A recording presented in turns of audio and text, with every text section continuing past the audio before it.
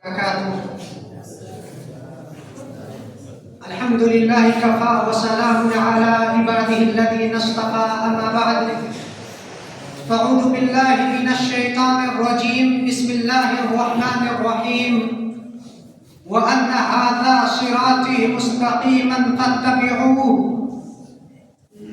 صدر محترم، حکم صاحبان، میرے مشفق اساتذہ کرام اور میرے محترم دوستو، میرا موضوع خطابت ہے، مجھے جس موضوع کا مکلف بنایا گیا ہے وہ ہے منہج سلف اور اس کی معنویت ہندوستانی معاشرے میں. میرے بھائیو، اللہ تعالیٰ کہتا ہے وَأَنَّ هَذَا صِرَاطِي مُسْتَقِيمًا فَاتَّبِعُوهُ، یہ میرا سیدھا راستہ ہے، تم لوگ اس کی اتباع کرو. اور سورہ حشر میں فرماتا ہے وَمَا أَتَاكُمُ الرَّسُولُ فَخُذُوهُ وَمَا نَهَاكُمْ عَنْهُ فَانْتَهُوا، رسول جسے دے اسے لے لو اور جس بات سے منع کرے اسے چھوڑ دو. ان دونوں دلیلوں سے واضح ہوتا ہے کہ قرآن و سنت کو لازم پکڑنا، اللہ اور اس کی رسول کی اتباع کرنا، پیروی کرنا ہم پر لازم و ضروری ہے. لیکن ایک سوال پیدا ہوتا ہے کہ ہم قرآن و سنت کو کن کے منہج پر رہتے ہوئے سمجھیں، کس کے راستے کو اختیار کرتے ہوئے قرآن کے احکام و مسائل کو سمجھا جائے. وہ کون لوگ ہیں جن کے بارے میں اللہ تعالیٰ نے کہا اتبع سبیل من اناب الیہ، ایسے لوگوں کے راستوں کی اتباع کرو جو مجھ تک پہنچا دے. میرے بھائیو، کیونکہ ہر کس و ناقص اپنی رائے کو قرآن و سنت میں داخل تو نہیں کر سکتا، تو وہ کون لوگ ہیں جن کے راہ کو اختیار کر کے ہم قرآن کو سمجھیں. میرے بھائی، اللہ کے رسول صلی اللہ علیہ وسلم فرماتے ہیں، متفق علیہ روایت ہے، خیر الناس قرنی ثم الذین یلونہم ثم الذین یلونہم، بہترین لوگ میرے دور کے لوگ ہیں، پھر جو ان کے بعد آئے، پھر جو ان کے بعد آئے. اس حدیث سے معلوم ہوا رسول صلی اللہ علیہ وسلم کے زمانے کے لوگ یعنی صحابہ، ان کے بعد کے لوگ یعنی تابعین، پھر ان کے بعد کے لوگ یعنی تبع تابعین. ان حدیث معلوم ہوا یہ لوگ بہترین لوگ تھے. ان کے حق ہونے، ان کے سچے ہونے کی گواہی خود حضور نے دی. اور شکلی تاریخ کے اعتبار سے بھی سلف انہی صحابی، تابعین اور تبع تابعین کو ہی کہتے ہیں.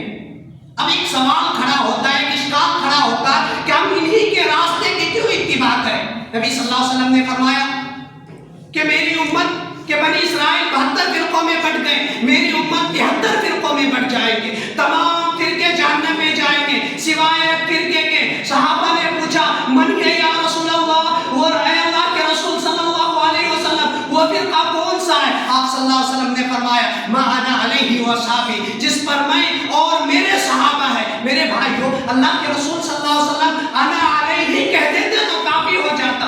وہ اصحابی کا اضافہ کرنا اس بات کا ثبوت ہے کہ صحابہ کی اتباع لازم و ضروری ہے.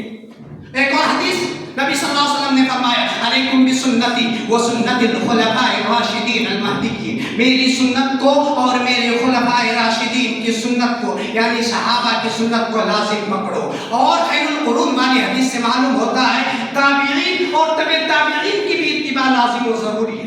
ان تمام دلائل سے پتا چلا تاکہ چاہے ایمانیات کا مسئلہ ہو، عبادات کا معاملہ ہو، یا معاملات کا مسئلہ ہو، یا افکار و نظریات کا معاملہ ہو، یا دین فہمی کا معاملہ ہو، یا دین پر عمل آوری کا معاملہ ہو، یا دین کی نشر و اشاعت کا کام ہو، ہمیں ہر حالت میں منہج سلف کو اختیار کرنا ہوگا، تب جا کر اس دین پر صحیح طور سے عمل ہو سکتا ہے. اور میرے بھائیوں، اسی منہج سلف کی ہمارے اس ہندوستانی معاشرے میں بہت ضرورت ہے، کیونکہ جس معاشرے میں ہم رہتے ہیں وہاں بہت سے مسالک کے لوگ پائے جاتے ہیں، یہاں بھی مالکی، شافعی، خوارج، شیعہ، سنی، بریلی، قدریہ، جہمیہ، مرجئیہ، یہ تمام کے تمام فرقے ایسے ہیں جو اپنی نسبت کتاب و سنت کی طرف کرتے ہیں، حالانکہ ان کا عمل کتاب و سنت کے مطابق نہیں ہوتا.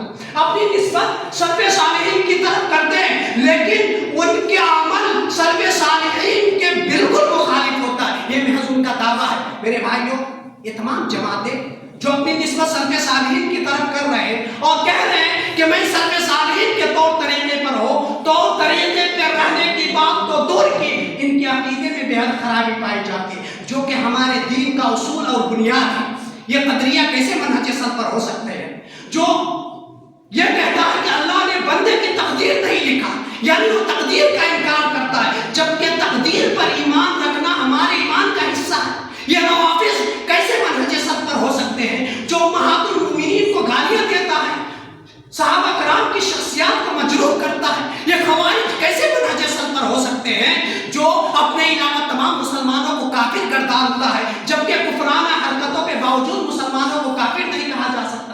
ये मुर्जिया कैसे मनहज सल्फ पर हो सकता है, जो कहता है कि ईमान सिर्फ कौल का नाम है, अमल उसमें दाखिल नहीं। ये जहमिया कैसे मनहज सल्फ पर हो सकते हैं, जो ये कहता है, जिनका फासिद अकीदा ये है कि अल्लाह ताला मादूम है, नौज़ बिल्लाह, यानी अल्लाह का वजूद ही नहीं, जबकि हमारे असलाफ में ये अकीदा नहीं पाए जाते थे। हमारे असलाफ इन अकीदे की खराबी से मुबर्रा और पाक थे। मेरे भाइयों, इनके अलावा अइम्मा अरबा की तकलीद करने वालों पर भी बड़ा अफसोस होता है। जब उनके सामने सही अहादीस आ जाती है तो हदीस को छोड़कर इमाम साहब की तकलीद करते हैं। मैं उनसे कहना चाहता हूँ कि आपके इमामों ने ये नहीं कहा था इदा सहल हदीस फहुवा मज़हबी, सही हदीस ही मेरा मजहब है। मगर अफसोस कि आज अमल बिल हदीस की सबसे ज्यादा मुखालिफत इमाम साहब के मुकल्लिदीन ही की तरफ से की जा रही है, जो बिल्कुल सलफी मनहज के खिलाफ है। हमें सलफी मनहज ये दर्श देता है, जैसे कि इमाम मालिक का कौल है, मा मिन अहदिन इल्ला माखुद मिन कलामी व मरदूद अलैहि इला रसूलुल्लाह सल्लल्लाहु अलैहि वसल्लम। रसूल सल्लल्लाहु अलैहि वसल्लम के कलाम के अलावा तमाम लोगों के कलामों को छोड़ा भी जा सकता है और लिया भी जा सकता है। मेरे भाई, नीस कहते हैं मैं इंसान हूँ, इज्तिहादी मसाइल में मुझसे गलतियां होती हैं और सही भी होती है। मेरी जो बात कुरान और हदीस के मुआफिक हो उसे ले लो, और जो बात कुरान और हदीस से टकरा जाए उसे छोड़ दो।